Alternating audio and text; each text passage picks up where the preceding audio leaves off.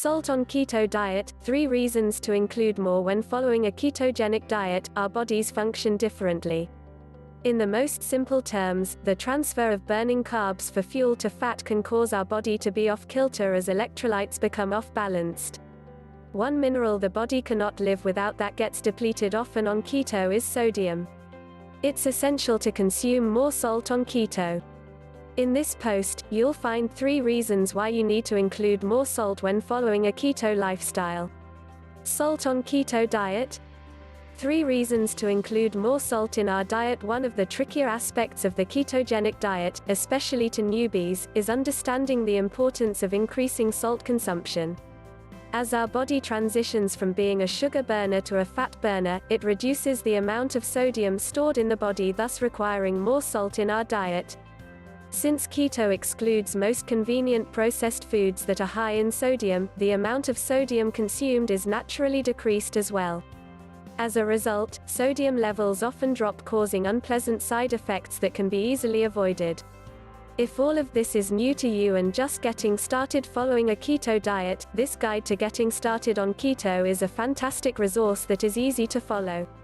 Sodium isn't the enemy. When in nutritional ketosis for years we've been taught that salt is the enemy, especially in regards to type 2 diabetes and high blood pressure. While I am not a doctor, there is much research to the contrary. The video below with Dr. Kent Berry and Dr. Nicole Antonio is a fantastic resource that tackles the topic, is salt bad for you?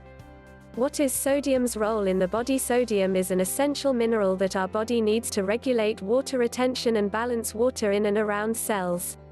Without the proper amount of sodium, we may experience a host of complications such as restlessness, brain fog, fatigue, muscle cramps, tummy troubles, and more.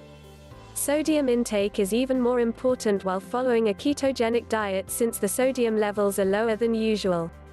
Sodium and potassium work together, so when the level of sodium drops, it directly affects potassium, which can make you feel worse.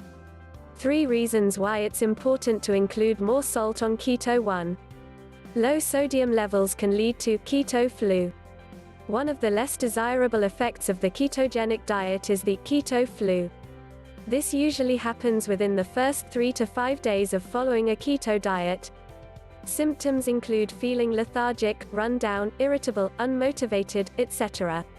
Our body doesn't have access to the glucose it previously used for energy and hasn't made the necessary metabolic changes to efficiently use fat for fuel yet. Perhaps the biggest cause of the keto flu is dehydration and electrolyte imbalance. I recently posted a simple guide to electrolytes on keto that simplify and explains electrolytes. Thankfully, the keto flu is short-lived on low-carb diets. Staying hydrated and balancing your electrolytes is a simple process that can minimize both the duration and extent. 2. Low sodium levels can lead to tummy troubles, and electrolyte imbalance can lead to digestive issues as your body needs sodium for the muscles in the digestive tract to function properly. Many experience tummy troubles such as constipation and nausea when sodium levels are out of balance. If you experience this, consider eating more salt, taking a magnesium supplement, or soaking in an Epsom salt bath. 3. Low electrolyte levels can increase the risk for muscle cramps. Muscle cramps, especially at night, typically indicate either mild dehydration or low electrolyte levels, or both. This can be a very common issue, especially in the early days when starting a ketogenic diet. Easy fixes for this include drinking a sugar-free electrolyte drink like Ultima Replenisher or Powerade Zero. If you follow a more lazy keto diet, drinking water, taking the appropriate supplements to balance electrolytes, and adding more salt on keto in your diet. How to get more sodium in your diet? Increasing sodium is an easy fix. Simply add more salt to the foods you eat, drink bone broth, or enjoy salted nuts. Don't forget the importance of potassium-rich foods such as leafy greens, since potassium levels are generally depleted as well. The vast majority of issues experienced when starting a ketogenic diet can be easily alleviated by balancing electrolytes and staying hydrated. As your body transitions from burning glucose for fuel to fat, make sure you supplement your diet with the necessary electrolytes to feel your best and achieve optimal weight loss. Best salt for the keto diet. Pink Himalayan salt, also called pink salt, is loaded with minerals like potassium, magnesium, and calcium, to name a few. It's a favorite choice among many on keto as it is more natural in form and less processed. Sea salt. Sea salt is derived from evaporated seawater. With larger crystals, it is much saltier than regular table salt and also contains added minerals.